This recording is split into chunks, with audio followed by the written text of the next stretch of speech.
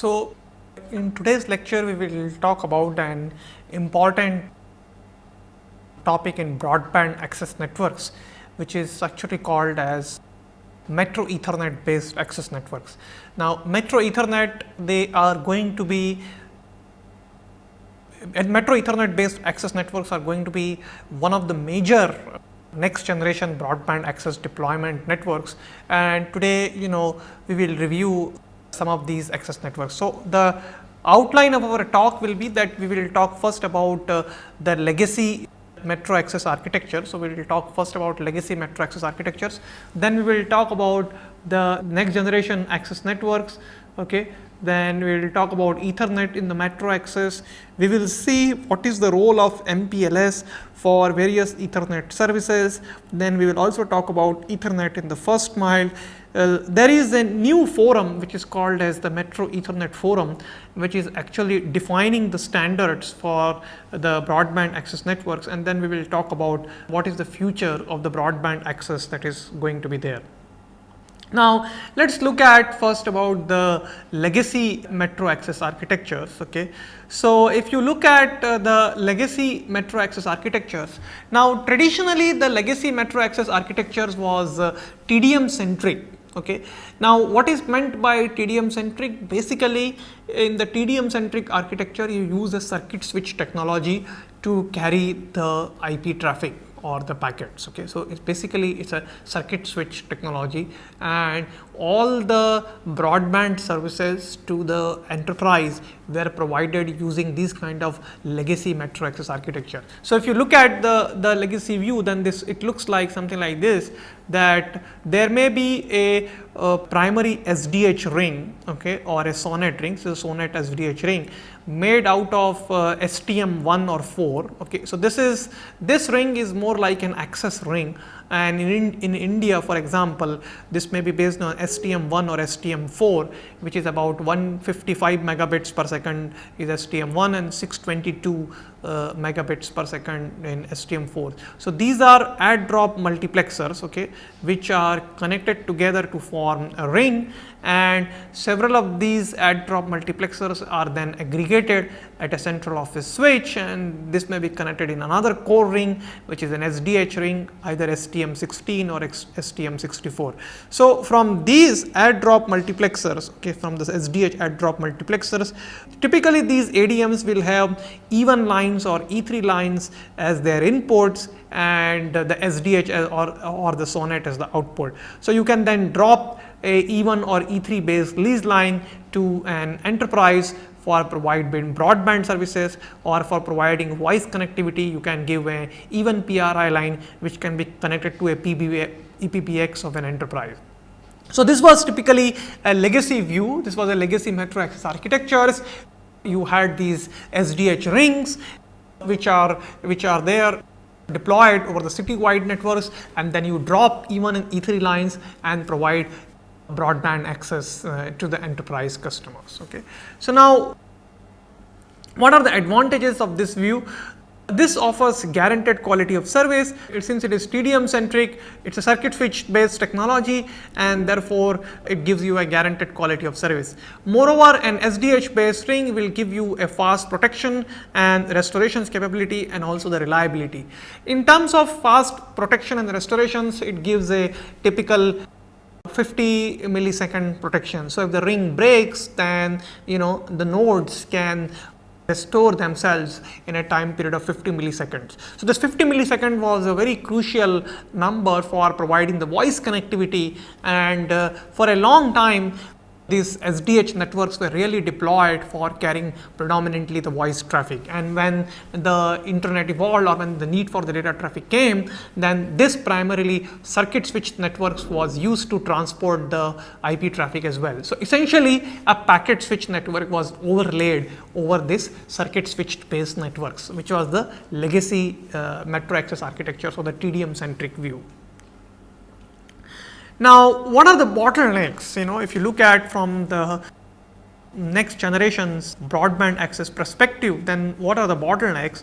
Then there is no flexibility to scale with the needs of the customers. So, what do you mean by no flexibility to scale with the needs of the customers? If you can look if you can see from this ADM, you can only have the drops from the ADM in terms of E1 lines or E3 lines. E1 is like 2 megabits per second and E3 is 34 megabits per second and so on. So you can only have bandwidths at that granularities. If some customer wanted, let us say, 4 Mbps, then he will have to be given 2 even lines and so on. So there was really no flexibility in terms of bandwidth granularity to scale with the needs of the customers. Okay, so let us say if some customer has taken today even lines at 2 Mbps, and if he wants to upgrade it to 4 Mbps, then he cannot use the same existing infrastructures. He will actually have to take for another even lines and so on. So that flexibility was not there, and with the changing needs, the customer wanted really that kind of flexibility. The another bottleneck was there was this high cost of installations, and the entire network was really very slow to provision. The high cost of installations means whenever a customer needed to upgrade its line or so, then it has to install those equipments at the sites and so on. Bandwidth, of course, doesn't grow linearly with the customer demands, as we have already explained, and for converged data, basically TDM based access is less efficient than packet based transports, and also we had the low bandwidth. So basically 4 major disadvantages. One is that the network does not scale with the needs of the customers, and the bandwidth really does not scale in that granularity. Then secondly, it being a TDM based networks, it is anyway an inefficient networks for the transport of packets. Okay, so from that point of view also it is not efficient. Moreover, the bandwidths are also low, because today, as you know, that the enterprise are having the local area networks which can have 10 megabits per second as the minimum bandwidth. Ethernet today works at 100 megabits per second, and some enterprises are also having 1 gigabit per second as their local area networks. So when you talk of the WAN links, when you talk of wide area network links, these links are coming like in even E3 lines like 2 megabits per second or 34 megabits per second, and they were really perceived as the low. Even STM1 is, as you know, is 155 megabits per second. So low bandwidth are also one of the reasons, and coupled with the fact that there was a high cost of installations and slow provisioning really made a TDM centric metro access architectures not scalable and flexible with the needs of the next generation broadband access architectures. So obviously then there was the need to look for newer technologies and newer access networks for deployment of these broadband access networks. So we'll see what are the new technology. So if you look at a view of a traditional metro access, then a traditional metro access architecture actually comprises of 3 kinds of networks. One is the first mile, which actually is near to the customer. So it is used to be called as a last mile networks, but in today's technology we have a customer centric view. So therefore we say that the network actually starts from the customer. So therefore the part where the subscriber connects first to the network, that is called as the first mile networks. Then several of these first mile networks are aggregated to form a metro access networks, and then several of these metro access networks are aggregated to form a metro core networks, and then these metro core networks may form part of the nationwide backbone networks and so on. So there are 3 hierarchies. One is the first mile networks, the second is the metro access networks, and third is the metro core network. So there are these kind of 3 hierarchies exist in today's broadband access architecture. So let us look at what are the technologies which are used in the first mile, the metro access and the metro core. So if you look at the first mile networks, which as I said connects the subscriber to the service provider network. So there are 3 alternate technologies that have been used. Traditionally, as you know, that the residential customers have always accessed the internet using dial-up technology, which is also as some kind of an overlay of packet networks over the circuit switch networks. Then we have the TDM based access networks, which I had already talked of, based on even E3 and SDH.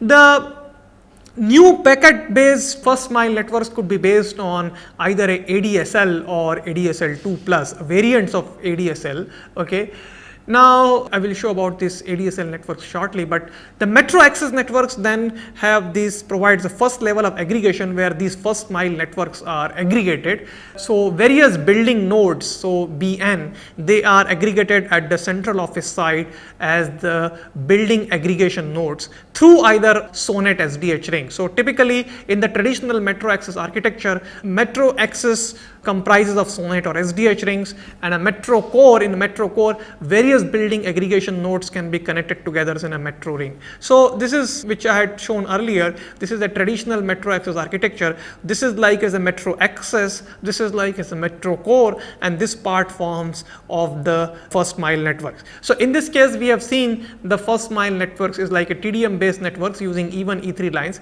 This networks can also be a ADSL or ADSL2 plus based network. So an ADSL networks would look something like this, that in the first mile you have a DSL access multiplexers which is called as a DSLAM. Okay, at the residential customers you can have a ADSL CPE, which is a customer premise equipment. Okay, these CPEs are connected to the DSLAMs, and the DSLAMs can have an E1 E3 as an output and can get connected to an ADM in an SDH rings.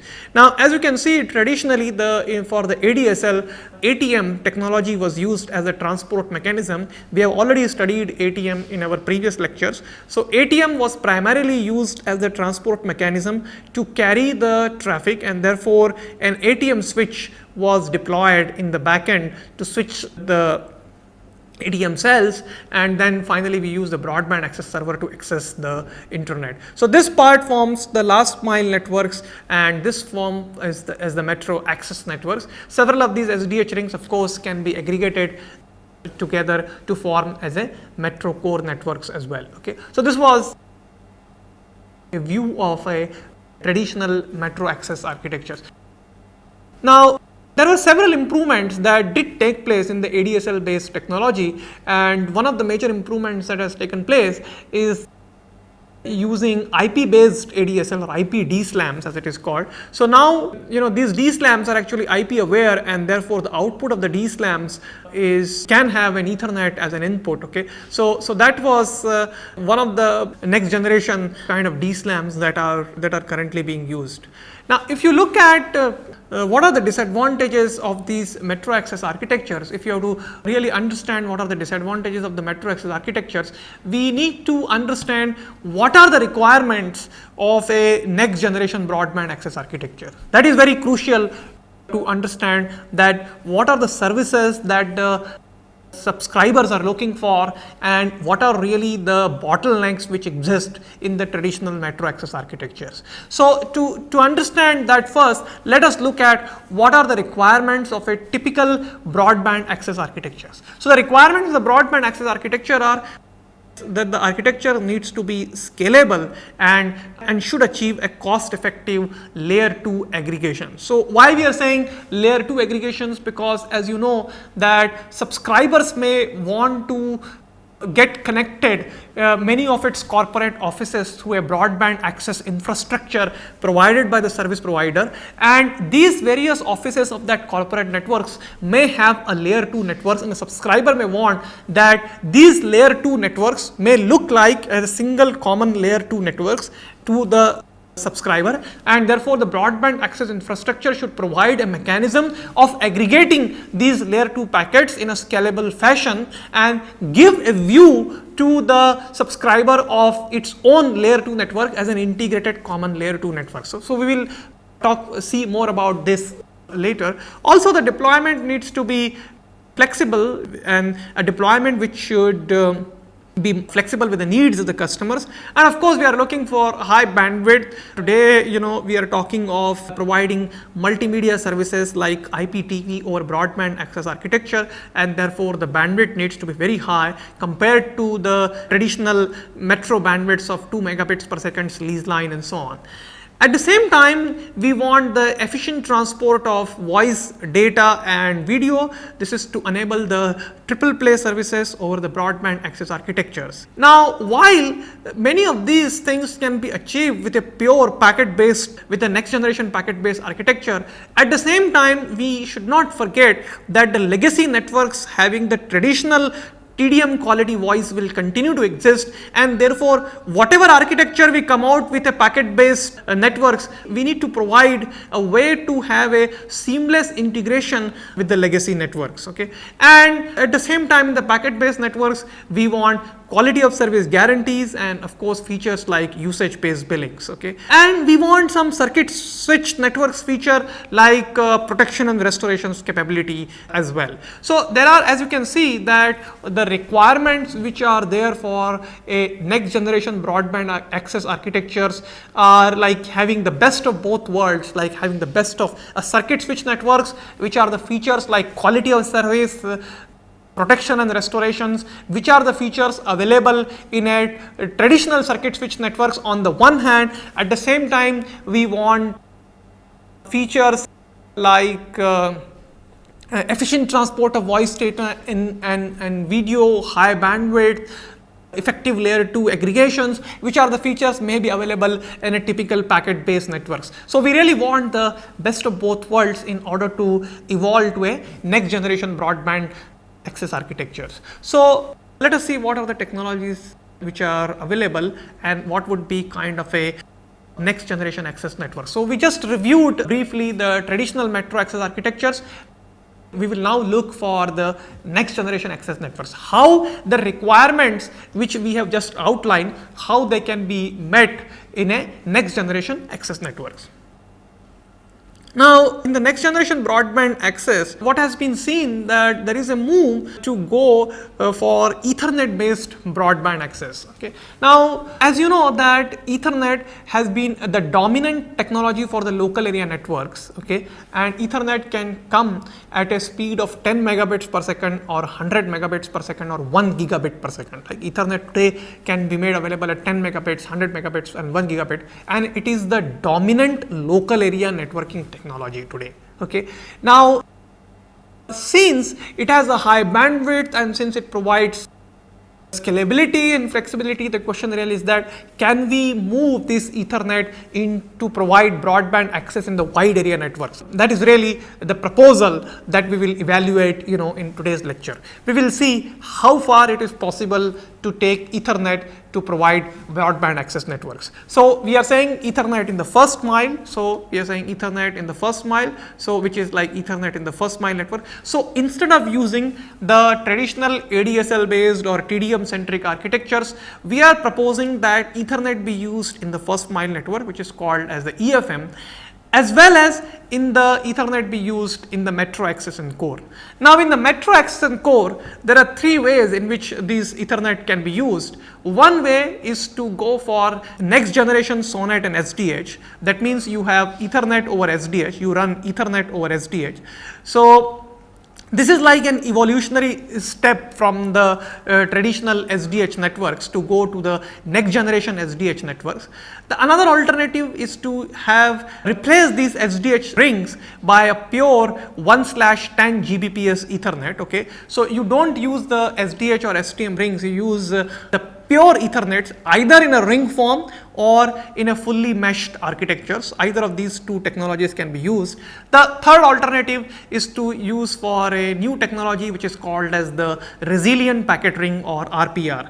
Now, RPR is a protocol where the MAC is very similar to an Ethernet, but it has certain features which are somewhat similar to SDH in terms of providing protection and restorations capability for Ethernet based rings. Okay, so there are basically three alternatives that are available in the metro access or core networks. Okay, these proposals have been standardized. Ethernet in the first mile is currently being looked after by IEEE's 802.3AH standardization committees, which is looking at standardizing Ethernet in the first mile kind of networks. So we will review what is the activities of the IEEE 802.3AH shortly.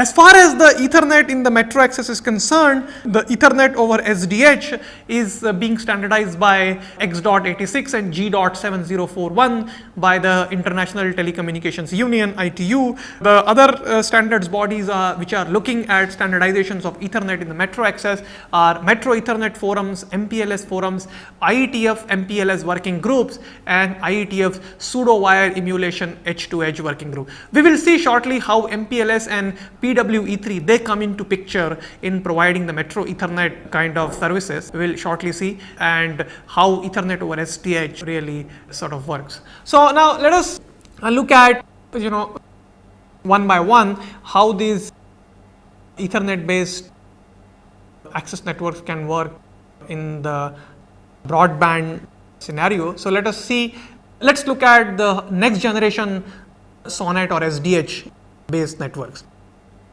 Now next generation SONET or SDH is like one step forward from the traditional SDH based networks. Now next generation SONET SDH is really a framing protocol which allows to encapsulate Ethernet frames in the SDH payloads. Okay, so really next generation SDH provides you a mechanism of encapsulating Ethernet frames in the SDH payloads, and then tells you mapping of the SDH payloads to SDH channels. Now these SDH channels are either higher orders or lower orders virtual containers, or what is called as virtual tributaries in the SONET. So they are called virtual containers in the SDH. Now capacity of one or more channels can be allocated, and then there is a new mechanism which is called virtual concatenations, which deals with allocations of non-contiguous virtual containers. Okay, so basically there are virtual containers in the SDH, and one or more virtual containers can be allocated, and you can use a virtual concatenation technique. So it is not necessary to allocate contiguous virtual containers, you can allocate non-contiguous virtual containers as well, and this is achieved by using a technique called virtual concatenations. So this way SDH payloads can be mapped to SDH channels in the next generation Ethernet over SDH. Then there is a flow control mechanism which is used to avoid the packet drops. Now this is important because as you know that the Ethernet works at the speeds of either 10 megabits per second or 100 megabits per second or 1 gigabit per second, and the SDH typically can operate at either at 155 megabits per second or 622 megabits per second or 2 Gbps.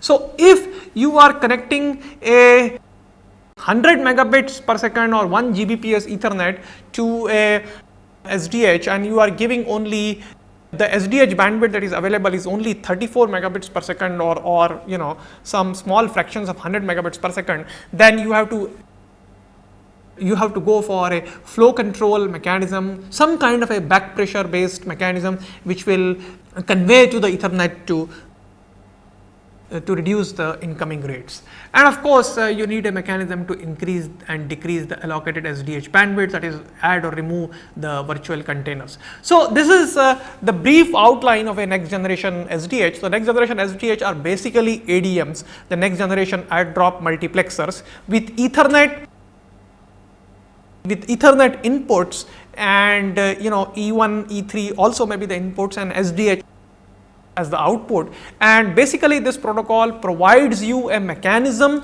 of encapsulating Ethernet frames into SDH payloads, mapping the SDH payloads to SDH channels, and then having a flow control mechanism to control the mismatch between the Ethernet speeds and the SDH bandwidth that has been allocated to a particular flow. So that is really the crux of the next generation SONET or SDH.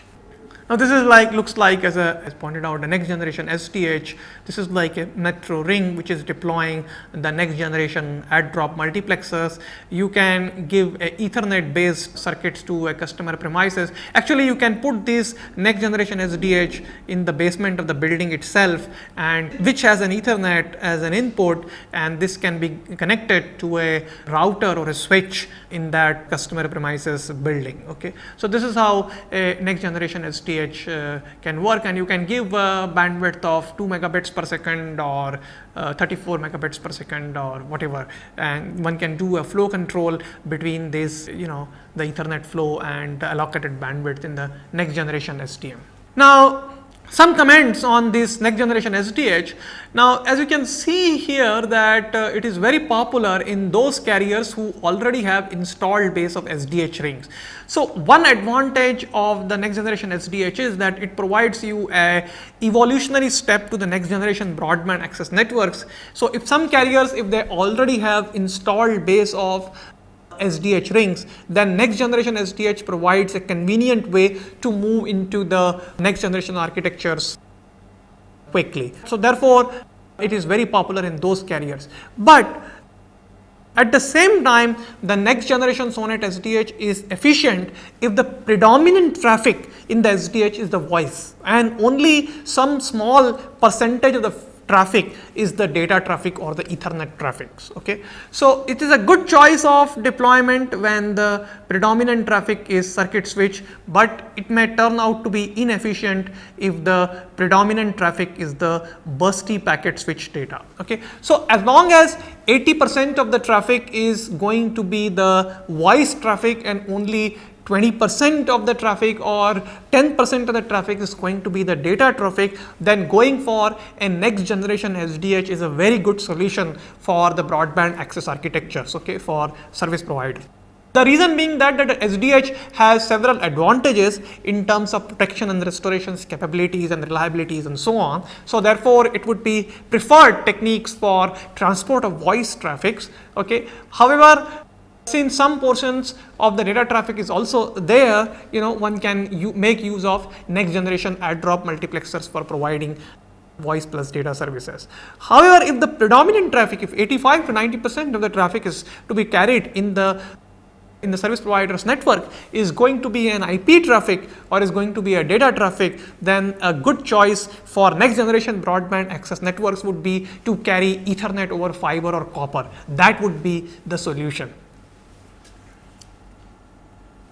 So we would then look at what are the challenges that are there for deployment of Ethernet in the metro access architectures, how an Ethernet based metro access architectures can be evolved, and what are the issues which are going to be there for Ethernet based metro access architecture. So let's look at some of these issues today.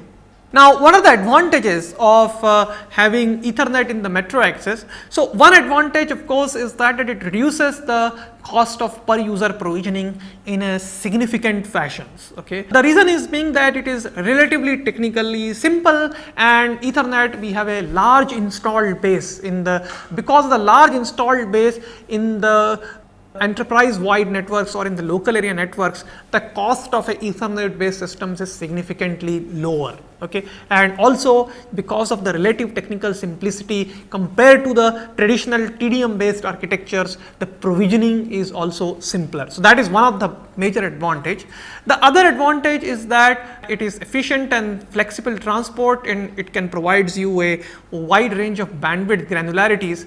It can offer you a wide range of speeds from 128 kilobits per second to 10 gigabits per second. Remember that traditionally the Ethernet comes in three flavors: 10 megabits per second, 100 megabits per second, or 1 gigabit per second. It comes only in three flavors. But by doing appropriate rate shaping and by using ingress rate filtering, it is possible to give the bandwidth in granularities of 128 kilobit per second to 1 Gbps per second in Ethernet switches. Okay, so that way by just software configurations, one can actually change the bandwidth of the customer on demand. Okay, so that is one of the advantages of having Ethernet based access networks.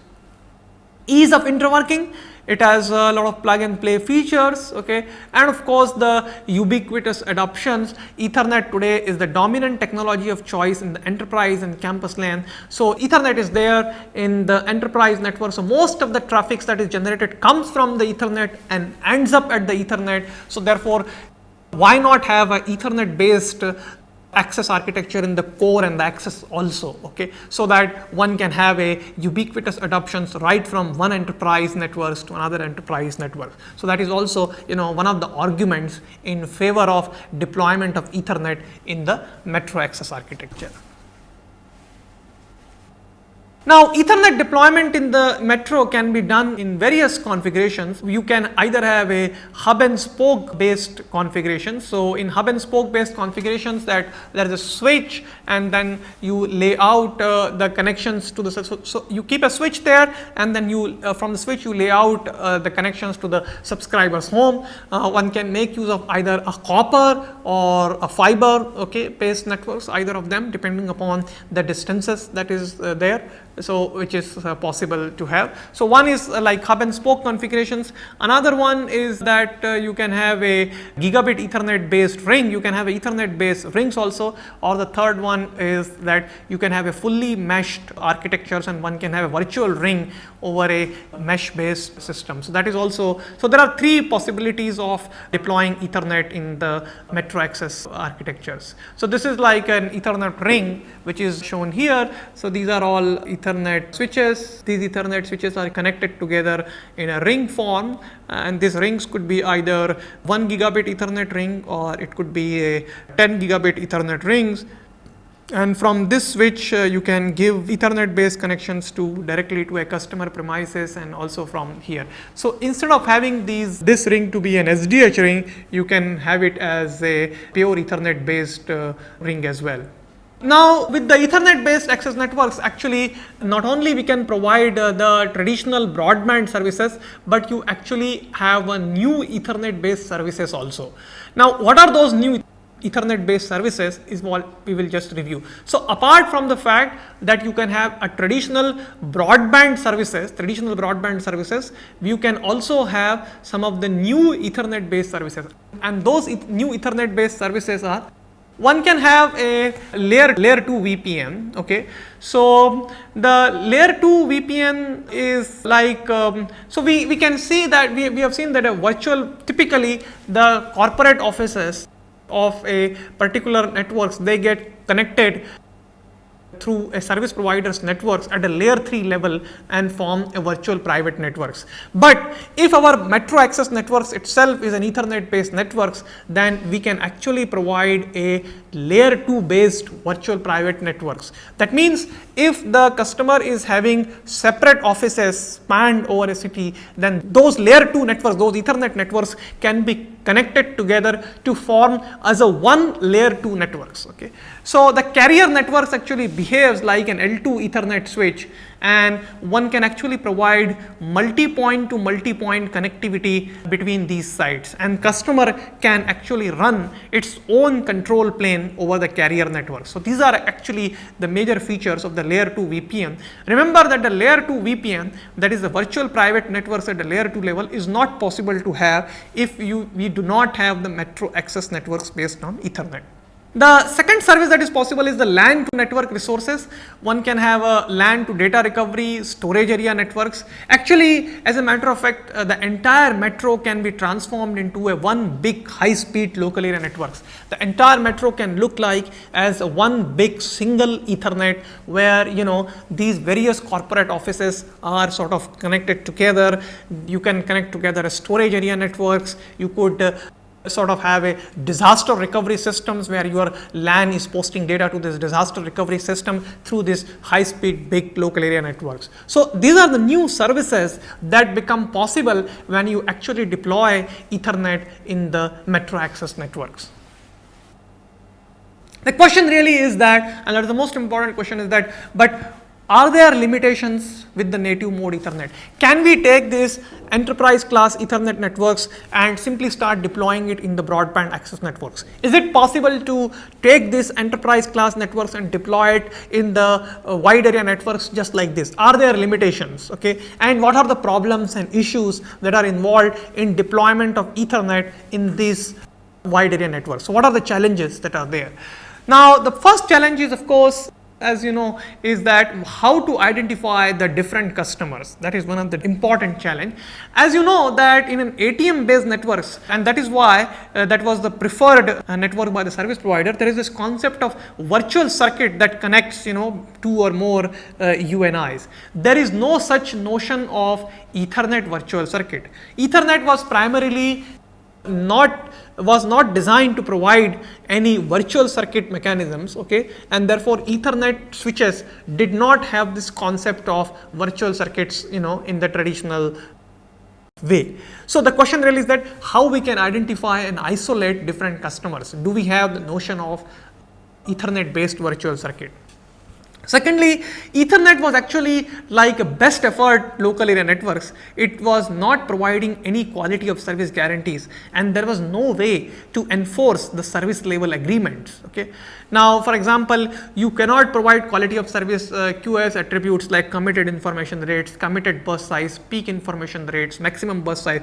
These are the typical quality of service attributes that would be available in a ATM based networks, but in a Ethernet based networks, being a best effort networks, these it was not possible to give quality of service guarantees. Then the last question, of course, is that how we can scale the number of customers, okay, how we can address the number of customers, okay, using an Ethernet based networks. And finally, you know, the protection mechanism were not there in an Ethernet. Protection mechanisms are not there in Ethernet based networks, and there is no mechanism for in-service performance monitorings. Remember that in SDH based networks we have inbuilt protection mechanisms and also some kind of performance monitoring, but this is not there when the Ethernet is deployed as an Ethernet ring. So basically these are the challenges: how we can identify different customers, how we can introduce the notion of virtual circuits, how we can enforce the quality of service guarantees, how we can make the network scalable, how we can provide protection mechanisms, and whether we can have some kind of in-service or OAM capabilities built into the Ethernet. So there are possibilities, you know, we will see how some of these limitations which are there in the native mode Ethernet. By native mode Ethernet, we mean that Ethernet in its native form is used to provide the broadband access. So there are some mechanisms which can be used to address some of these limitations. Okay, so when these Ethernet switches are being deployed to provide broadband services, we can use some of these mechanisms. So one mechanism, as I said, how we can introduce the notion of a virtual circuit in Ethernet. So it turns out that the notion of virtual circuits in Ethernet can be introduced by using some kind of a VLAN tagging. Okay, now VLAN tagging is like we can have a point-to-point VLAN. Okay, we can establish or set up a point-to-point VLAN, and this can be used to establish a virtual circuit. Okay, so basically we can use a point-to-point VLAN to establish a virtual circuit. We can also use the concept of a VLAN stacking. Okay. Now, VLAN stacking means that you are bundling some virtual circuits into another big virtual circuit, just like in the ATM network where virtual circuits were bundled into a virtual path. Okay, so this is like tunneling. So the same tunneling effect of virtual circuits can be created in a Ethernet based networks also by using the concept of VLAN stacking. So in the VLAN stacking, what you can do is that you can attach a VLAN tag to an existing VLAN tag. So this VLAN tag will become an outer VLAN tag which will identify the tunnel, and the inner VLAN tag will identify various virtual circuits which are kept inside that tunnel. Okay. So it is possible to do this nesting of these tunnels inside a tunnel by using the concept of the VLAN stacking, which has been standardized in IEEE's 802.1q, which is called actually popularly called as Q&Q features. We can provide an elementary protection and restorations capabilities. The spanning tree, the original spanning tree protocol has been modified to what is called as the rapid spanning tree protocols, and the IEEE's 802.1s standards actually defines the rapid spanning tree mechanisms. So one can have a protection and restoration features through the help of a rapid spanning tree. As far as the quality of service is concerned, one can use the Ethernet has a 802.1p priority bits, which are 3 bits really, and therefore 8 classes of services can be created in Ethernet based networks. Traditionally, this field was never used in the enterprise local area networks, but if you want to provide Ethernet based broadband access services, then perhaps this field can be used to create priority queues inside an Ethernet switch and provide the quality of service guarantees.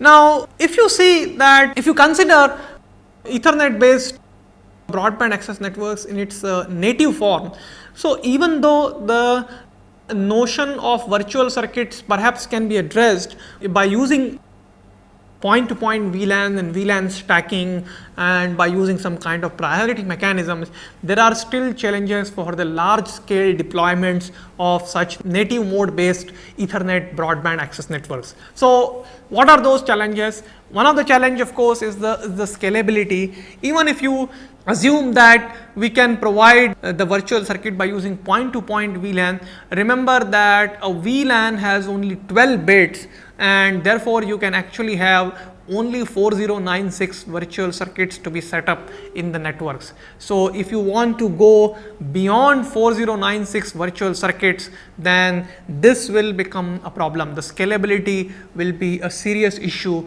with the VLAN. Service monitoring, no OAM mechanisms is currently available in the Ethernet.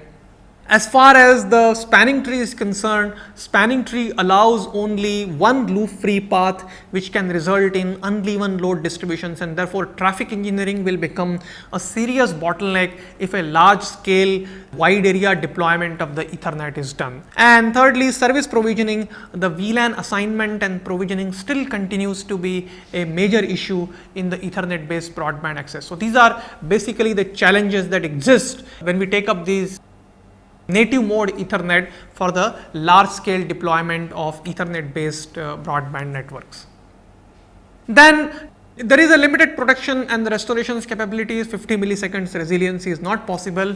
And finally, we have the Ethernet based broadband networks typically cannot carry the TDM quality voice, unlike in the SDH network, in the Sonnet SDH networks, where it was possible to carry the TDM quality voice and as well as the packet data. But however, in a pure Ethernet ring based architectures, it is not possible to carry the TDM quality voice. That is also a big challenge that needs to be addressed. So then, what is the solution? The solution, it turns out, is that the MPLS, the multi-protocol label switching, actually bridges the gap.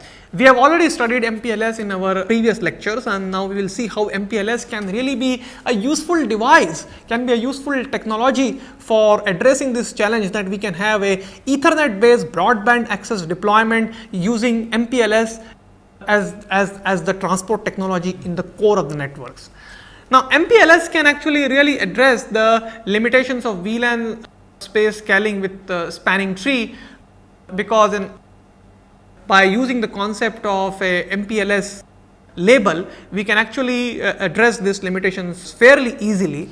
A hybrid, therefore, it appears that a hybrid L2 Ethernet and IP MPLS based core networks is likely to be used for deploying Ethernet services like layer 2 VPNs, Ethernet over MPLS, and virtual private LAN service. So, basically what is going to happen is that as far as the first mile and the metro access are concerned, maybe we can run Ethernet in the native mode, but as long as the core or transport network is concerned, to provide Ethernet based services, MPLS will have to be used as the transport technology.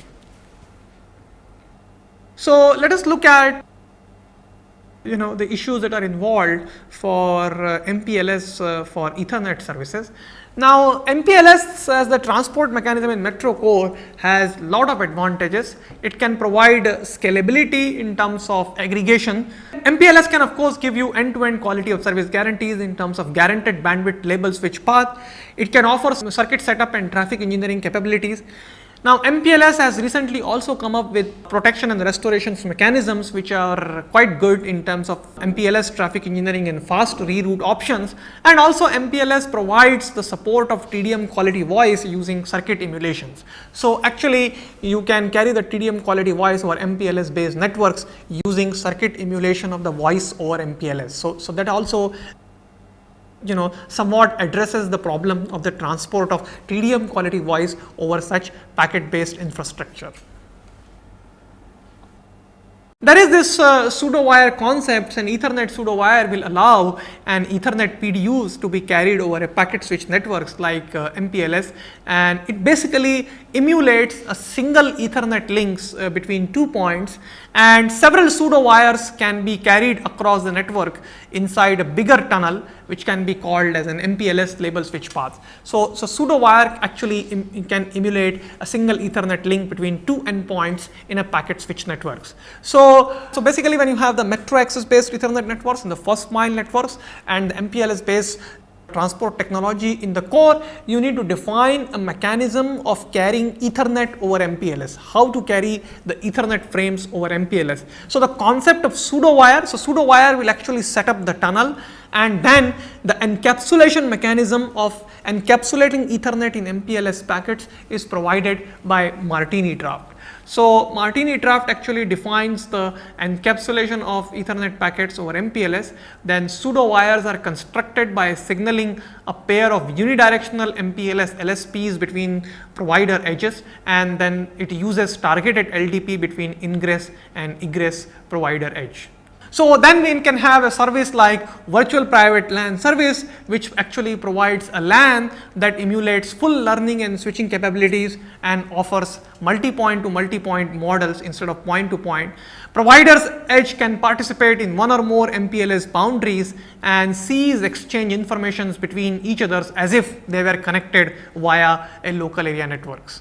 Now, what we will do is in the next lecture, we will discuss issues which are related to what are the challenges that are involved for Ethernet in the first mile, and then conclude how Ethernet can be used as a technology for the broadband access.